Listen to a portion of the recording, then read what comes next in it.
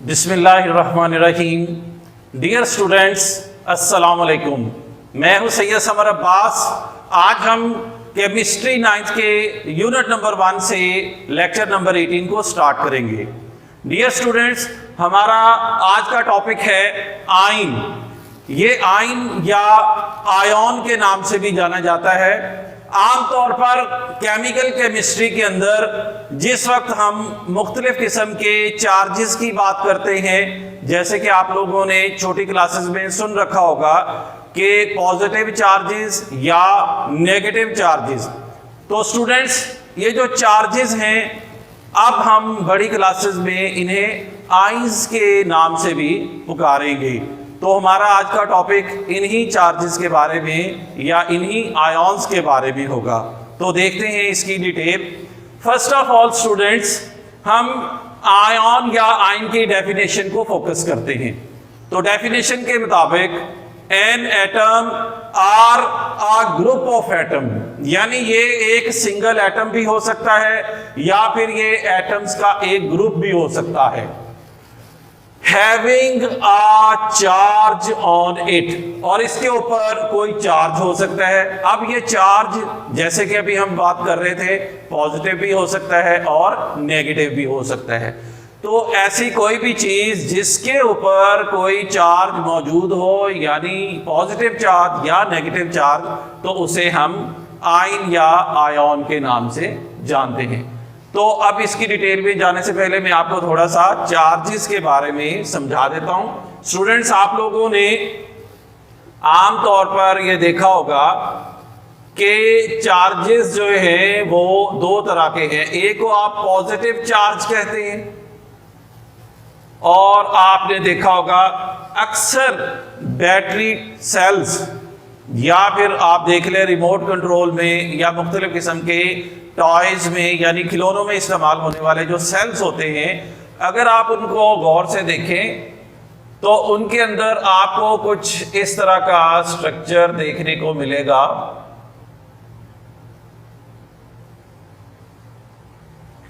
Different size के students sales होते हैं।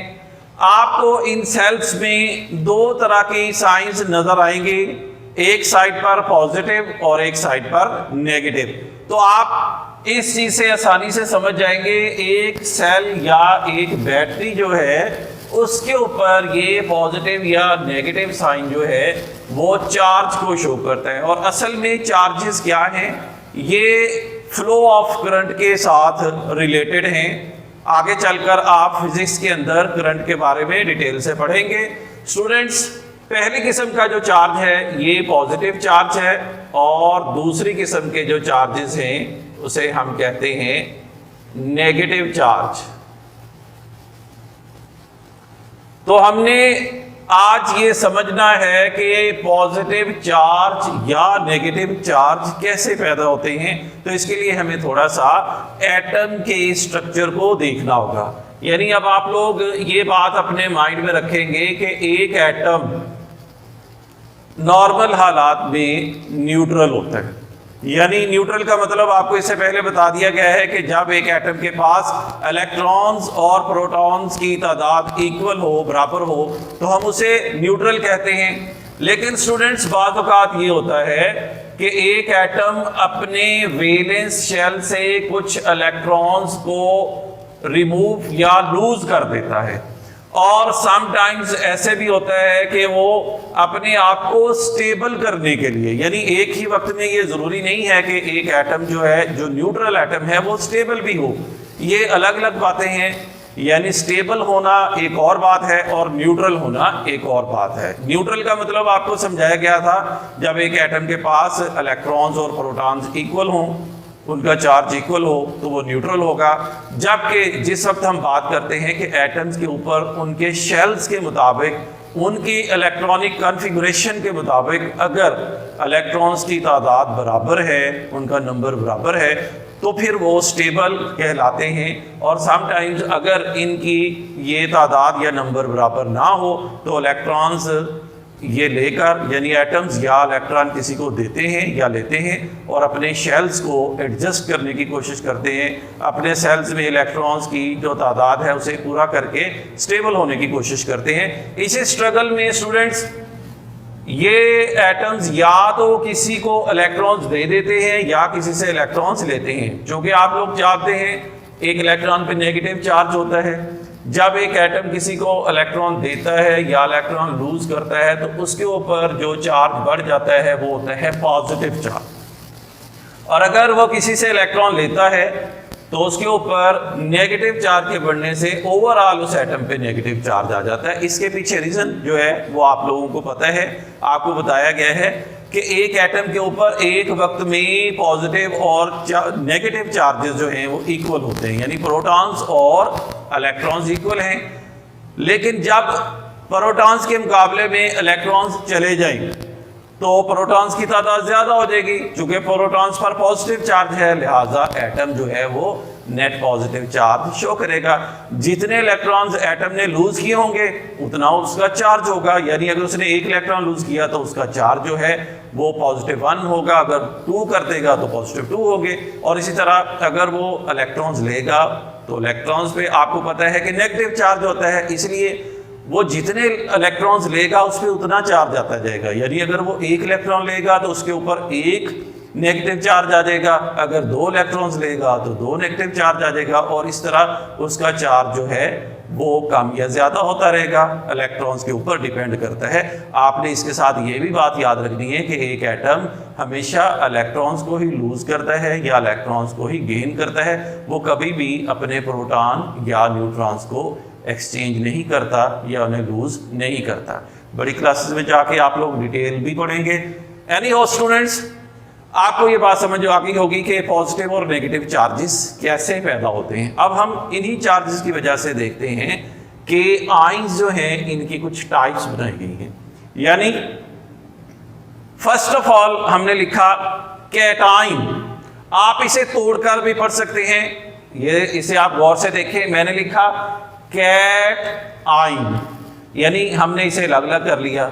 और फिर सेकंड टाइप जो है आइन की दैट इज एन आइन, यानी अब आपके सामने आइंस की जो टाइप्स यानी आइंस की इकसाम है वो 2 आ गई। एक को हम कहते हैं कैटाइन और एक को कहते हैं एनाइन। अब स्टूडेंट्स कैटाइन क्या है और कैसे बनते हैं, हमने इसके नेम को फोकस करते हैं। तो अगर हम जो पहले बैटरी बना चुके हैं, जो पहले सेल बना चुके हैं, इसका ये वाला हिस्सा देखें जिसके ऊपर पॉजिटिव चार्ज है, तो स्टूडेंट्स इसे हम आम तौर पर एनोड के नाम से जानते हैं। यानी ये इसका एक ऐसा हिस्सा है एक सेल का जो कि इलेक्ट्रोड के नाम से जाना जाता है। आप लोग चैप्टर नंबर 7 में जाके इसकी डिटेल पढ़ेंगे इन बातों के बारे में। यहाँ आपको मैं बता दूं, एक सेल के अंदर 2 किस्म के इलेक्ट्रोड्स लाजमी होते हैं। एक के ऊपर पॉजिटिव चार्ज, इसे हम एनोड कहते हैं, और दूसरे के ऊपर नेगेटिव चार्ज जिसे स्टूडेंट्स हम कैथोड कहते हैं। अब अगर आप इस नेम के हिसाब से देखें तो हमने लिखा कैटाइन, तो पहले इस कैटाइन की डेफिनेशन देख लेते हैं। हम कहते हैं एन आइन which has positive charge on it, यानी इसके ऊपर पॉजिटिव चार्ज होगा। तो पॉजिटिव चार्ज कैसे ये हासिल करेगा, यहां हमने इसके बारे में डिटेल बताई है कि जब कोई एटम अपने किसी इलेक्ट्रॉन को लूज करेगा तो उस पर पॉजिटिव चार्ज आ जाएगा, इसीलिए उसे हम कैटाइन कहेंगे। अब हम ये देखते हैं कि इसे ये नाम कैसे मिला, कैटाइन को कैटाइन क्यों कहते हैं। इसके लिए आपने इन 2 चीजों को आपस में मैच करना है, कैटाइन और कैथोड को। स्टूडेंट्स देखें, कैथोड जो है इसके शुरू में कैट लिखा हुआ है, कैट, और कैटाइन के शुरू में भी कैट CAT कैट लिखा हुआ है।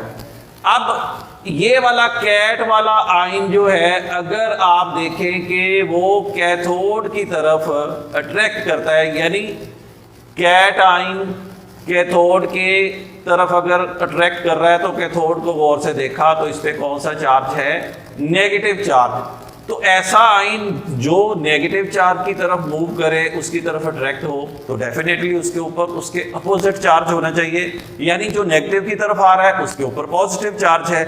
इसलिए कैथोड की तरफ आने वाला आयन कैथोड का आयन है, और इसी कैथोड के आयन को यानी आयन ऑफ कैथोड को हमने कैट आयन कह दिया, यानी कैथोड का आयन। तो इस तरह आप समझ गए होंगे कि कैटाइन जो है उसके ऊपर पॉजिटिव चार्ज है, क्योंकि वो अट्रैक्ट होता है नेगेटिव टर्मिनल ऑफ बैटरी और cell. So the other one is anion. तो इसी तरह एनाइन की डेफिनेशन हम यहां पे देख लेते हैं।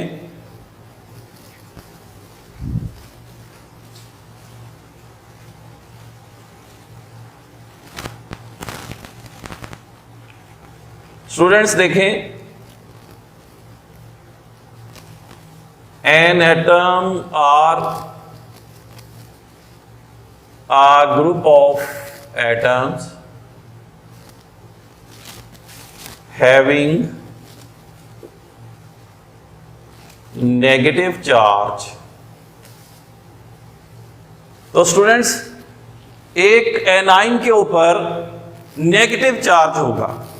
अगर इस पे नेगेटिव चार्ज हो तो डेफिनेटली नेगेटिव चार्ज वाला जो भी पार्टिकल होगा वो पॉजिटिव टर्मिनल ऑफ बैटरी की तरफ मूव करेगा। इसी वजह से इसे ये नेम मिला है एनाइन। अब देखें, हम इसके दूसरे टर्मिनल को देखते हैं जो कि एनोड है। एनोड के ऊपर आपको पॉजिटिव चार्ज लिखा हुआ नजर आ रहा है। तो अब ऐसा आयन जो एनोड की तरफ जाए, अब अगर आप एनोड को गौर से देखें तो ये है एनोड, तो इसके शुरू में भी एन लिखा हुआ है और एनाइन के शुरू में भी एन लिखा हुआ है, यानी ये एन का आयन है। यू कैन इजीली से एन आयन ऑफ एन। सो एन को उसके शुरू में लगा दिया तो एन आयन। तो ऐसा आयन जो एनोड की तरफ जाए, अब एनोड पे पॉजिटिव चार्ज है, लिहाजा पता चल जाएगा कि पॉजिटिव की तरफ वही जाएगा जिसके ऊपर नेगेटिव चार्ज है। लिहाजा एन आयन ऐसा आयन होगा जिसके ऊपर नेगेटिव चार्ज होता है। तो स्टूडेंट्स ये तो इनकी टाइप्स थी। अब हम थोड़ा सा आगे चलते हैं और आपको कुछ एग्जाम्पल के हिसाब से समझाते हैं कि ये आयंस यानी कि कैटाइन और एनाइंस कैसे बनते हैं। तो स्टूडेंट्स मैं आपकी बुक के मुताबिक ही आपको डिटेल्स बताऊंगा। जब आप लोग बड़ी क्लासेस में जाएंगे वहाँ पर कुछ और डिटेल्स भी है।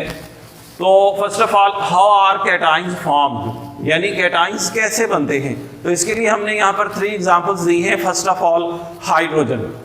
तो अगर एक एटम अपना इलेक्ट्रॉन लूज कर दे तो इलेक्ट्रॉन के लूज करने से उसके ऊपर नेगेटिव चार्ज कम हो जाएगा और पॉजिटिव चार्ज ज्यादा हो जाएगा। तो देखें यहाँ पर हाइड्रोजन है, हमने हाइड्रोजन के साथ यहाँ पर एक इलेक्ट्रॉन शो किया। इसने जितने इलेक्ट्रॉन शो कर दिए उतना ही इसके ऊपर पॉजिटिव चार्ज हमने लिख दिया। तो यहाँ आपको नजर आ रहा है, after losing 1 electron hydrogen gains a positive charge. So ये पॉजिटिव चार्ज वाला जो हाइड्रोजन आयन है ये कैटाइन के नाम से जाना जाता है। Another example is sodium. Sodium जब अपना इलेक्ट्रॉन लूज करेगा इसके ऊपर भी पॉजिटिव चार्ज आ जाएगा। अब अगर आप ये देखना चाहते हैं कि ये कैसे होता है, स्टूडेंट्स हम इसकी एक छोटी सी डायग्राम बनाकर समझ लेते हैं। फॉर एग्जांपल हाइड्रोजन के ऊपर आपको पता है वैलेंस शेल में एक इलेक्ट्रॉन है, अगर ये इसे एक इलेक्ट्रॉन को लूज कर देगा तो इसके ऊपर पॉजिटिव चार्ज आ जाएगा। इसी तरह अगर आप सोडियम के इलेक्ट्रॉनिक कॉन्फ़िगरेशन से वाकिफ हैं, आपको मैंने प्रीवियस लेक्चर्स में, पिछले लेक्चर्स में इसके बारे में बता दिया था कि सोडियम का जो वैलेंस शेल है इसके अंदर एक ही इलेक्ट्रॉन है। टोटल जो है आपको पता है इसके ऊपर 11 इलेक्ट्रॉन्स होते हैं। वैलेंस शेल में एक सिंगल इलेक्ट्रॉन होता है। तो अब ये इस सिंगल इलेक्ट्रॉन को लूज कर देता है। अगर ये सिंगल इलेक्ट्रॉन को लूज करेगा तो इसके ऊपर पॉजिटिव चार्ज आ जाएगा और ये कैटाइन बन जाएगा। Next one is calcium. So calcium after losing electrons, तो ये स्टूडेंट्स आमतौर पर 2 इलेक्ट्रॉन्स को लूज करके 2 पॉजिटिव चार्ज गेन करता है।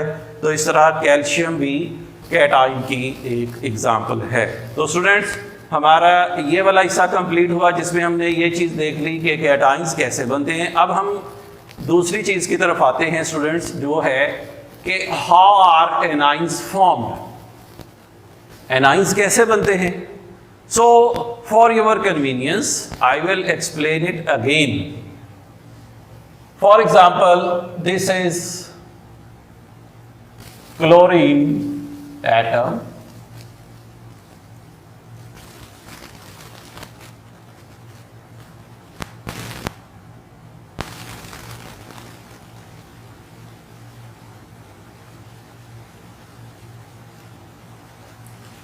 a chlorine has total 17 electrons in it. When we look at the valence shell of chlorine, it has 7 electrons in it. According to octet rule, it should complete 8 electrons in its valence shell, but it has only 7 electrons. So if it gains a single electron, only 1 electron, then it will complete its octet. तो ये अपना octet जब complete करेगा उसके अंदर 8 electrons पूरे कर लेगा, तो इस तरह ये स्टेबल हो जाएगा। और हमने देखा कि जब ये इस एक इलेक्ट्रॉन को लेगा तो स्टूडेंट्स इसने जितने इलेक्ट्रॉन लिए उतना इसके ऊपर चार्ज आ जाएगा, negative charge. So in this equation we write chlorine plus 1 electron, फिर हम इसे शो करते हैं Cl नेगेटिव। इसी तरह स्टूडेंट्स आप ब्रोमीन और आयोडीन, उनके साथ भी ऐसे ही इसे बता सकते हैं क्योंकि ये एक ही फैमिली है। आपको पता है chlorine, fluorine, bromine, iodine, astatine वगैरह। अब स्टूडेंट्स इसके बाद जो सेकंड एग्जाम्पल है वो है ऑक्सीजन। स्टूडेंट्स अब हम ऑक्सीजन का स्ट्रक्चर भी यहाँ पे ड्रॉ करते हैं। आप लोगों को शुरू में बता दिया गया था ऑक्सीजन का एटॉमिक नंबर 8 होता है, यानी इसके अंदर टोटल प्रोटॉन्स 8 हैं। तो हमने पढ़ा था एटॉमिक नंबर में कि number of protons are equal to number of electrons. So अगर हम ये कहते हैं कि इसके अंदर 8 प्रोटॉन्स हैं तो 8 ही इलेक्ट्रॉन्स होने चाहिए। तो कैसे होंगे? फर्स्ट शेल में 2 एज यूजुअल, और सेकंड शेल जो इसका बैलेंस शेल है उसके अंदर आपको इसमें 6 इलेक्ट्रॉन्स नजर आ रहे हैं। अब अगर आप गौर करें ऑक्टेट रूल के मुताबिक इसको अपना सेकंड शेल कंप्लीट करने के लिए 2 मोर इलेक्ट्रॉन्स रिक्वायर्ड हैं। तो अगर ये किसी से 2 इलेक्ट्रॉन्स और ले ले तो स्टूडेंट्स इसका बैलेंस शेल कंप्लीट हो जाता है और इस तरह ये स्टेबल हो जाएगा। तो आपको एक और बात भी पता चल रही है कि आमतौर पर एटम्स स्टेबल होने के लिए इलेक्ट्रॉन्स को एक्सचेंज करते हैं, या किसी से इलेक्ट्रॉन लेते हैं या किसी को इलेक्ट्रॉन्स दे देते हैं, और इस तरह जितने इलेक्ट्रॉन्स वो देते हैं या जितने इलेक्ट्रॉन वो लेते हैं स्टूडेंट्स वो उनका चार्ज जो है वो शो हो जाता है। तो इस तरह इस वक्त आप देखें स्टूडेंट्स ऑक्सीजन ने 2 इलेक्ट्रॉन्स गेन किए, इस वजह से इसका जो चार्ज है वो 2 नेगेटिव आ गया, और ये एक एनाइन की एग्जाम्पल है। सो यहाँ हमारी ये बात एक हिस्सा इसका कंप्लीट हो गया। अब आपकी बुक के मुताबिक इसके साथ ही एक छोटा सा और पार्ट है, that is the difference between atom and ion, यानी एटम और आयन में फर्क। तो स्टूडेंट्स आपको मैं ये बात पहले भी बता चुका हूँ, मैंने आपको बार बार ये बात जो है वो रिमाइंड करवानी है कि जब भी आप लोग डिफरेंस लिखेंगे आपने सेंटर में एक ऐसे लाइन लगानी है। सारे स्टूडेंट्स जो हैं वो गौर से सुन लें कि जब आप किसी चीज़ का डिफरेंस लिखेंगे तो आपने सेंटर में एक लाइन लगानी है। एक तरफ आपने एक चीज़ को रखना है, दूसरी तरफ दूसरी चीज़ को, जिनके दरमियान आप डिफरेंसेस मालूम कर रहे होते हैं। तो अब हम यहाँ पे क्या कर रहे हैं, हम यहाँ पर एटम और आयन में जो डिफरेंस है वो फाइंड आउट करेंगे। तो आपकी आसानी के लिए हमने यहाँ पे पॉइंट्स लिख दिए हैं, अब हम इन पॉइंट्स को एक्सप्लेन करेंगे ताकि ये बात आपको क्लियर हो जाए। Students first of all atom, as you know the smallest particle of an element, किसी भी एलिमेंट का जो सबसे स्मॉलेस्ट पार्टिकल होता है उसे हम एटम के नाम से जानते हैं। इसके बारे में पहले जान भी चुके हैं आप लोग। दूसरी बात जो है, जबकि आयन या आयन क्या है, the smallest unit of ionic compound. अब ये चीज़ समझना है कि आयोनिक कंपाउंड क्या है। तो इन बातों को जो कि अभी हमने समझी है, अगर आप उसे अपने माइंड में रखें तो आयोनिक कंपाउंड ऐसा कंपाउंड होगा जो कि आयंस की फॉर्म में होगा। आयोनिक कंपाउंड या जो आयंस बना सकता हो उसे हम इस नाम से जानते हैं। मुख्तलिफ किस्म के जो कंपाउंड्स हैं वो आयंस की फॉर्म में मौजूद हो सकते हैं, यानी उसके ऊपर नेगेटिव चार्जेस जो हैं वो हो सकते हैं। फॉस्फेट्स हैं, क्लोरेट्स हैं, इस तरह से मुख्तलिफ किस्म के जो कह लें कि मॉलिक्यूल्स हैं, डिफरेंट टाइप के जो रेडिकल्स हैं या मुख्तलिफ टाइप के जो कंपाउंड्स हैं, उस पूरे कंपाउंड के ऊपर एक चार्ज आ सकता है और वो आयन बन सकता है। उसके बाद स्टूडेंट्स एटम का दूसरा point, it can or can not exist independently, यानी एक एटम इंडिपेंडेंटली रह भी सकता है। जैसे मैंने आपको बताया था कि नोबल गैसेस, ये इंडिपेंडेंटली इसका एक सिंगल एटम रह सकता है। And take part in a chemical reaction, और फिर एक एटम एक केमिकल रिएक्शन में हिस्सा भी ले सकता है और उसे प्रोसीड करके उससे मॉलिक्यूल बनवा सकते हैं। जबकि आयन में it can not exist independently. Ion जो है वो लाजमी तौर पर किसी के साथ अटैच हो जाएगा, ये सिंगल नहीं रहेगा। इसी वजह से कहते हैं it is surrounded by opposite charges are ions. तो समझ लें कि एक तरह से ऐसी चीज़ है जिसके इर्द गिर्द चार्जेस, दूसरे चार्जेस मौजूद होंगे। यानी अगर एक नेगेटिव चार्ज है, आपने याद रखना है कि अपोजिट चार्जेस एक दूसरे को अट्रैक्ट करते हैं और सिमिलर चार्जेस एक दूसरे को रिपेल करते हैं। लिहाजा कोई भी एटम, कोई भी आयन जो पॉजिटिव हो या नेगेटिव हो, उसको उसका अपोजिट चार्ज जो है या अपोजिट आयन अट्रैक्ट करेगा। अब उसके बाद last point students, in atom it is electrically neutral. ये बात बार बार बताई जा चुकी है कि जब एक हम एटम का स्ट्रक्चर देखते हैं नॉर्मल हालात में, ये न्यूट्रल होता है। और न्यूट्रल का मतलब है जिस पे इलेक्ट्रॉन्स और प्रोटॉन्स इक्वल हों। और स्टूडेंट्स आयन की तरफ आते हैं, it has a net charge positive और नेगेटिव। तो आप इसे यूं भी लिख सकते हैं पॉजिटिव और नेगेटिव। लाजमी तौर पर आपको आयन को एक्सप्लेन करने के लिए कोई एक चार्ज बताना होगा, या तो वो पॉजिटिव होगा या फिर नेगेटिव, यानी दोनों में से कोई एक हो सकता है। तो स्टूडेंट्स ये था हमारा आज का टॉपिक। उम्मीद है आपको काफ़ी बातें समझ आ चुकी होंगी। इंशाल्लाह नेक्स्ट टॉपिक के साथ दोबारा हाजिर होंगे। उतनी देर के लिए अल्लाह हाफिज़, स्टे हैप्पी।